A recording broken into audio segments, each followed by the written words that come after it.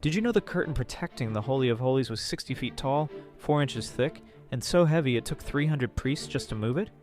No ordinary person could go past it, only the high priest, once a year, with blood, because on the other side of that curtain lived the presence of God himself. And then Jesus died, and that curtain tore in half, not from the bottom up, from the top down. No human hand touched it. God did it himself. The priests would have seen it immediately, and they would have rushed to repair it. That was their entire world. The barrier had to be maintained. The separation had to hold, but something had changed forever. The barrier was not torn by accident. It was not a tragedy. It was a declaration. God was saying, "The way is open.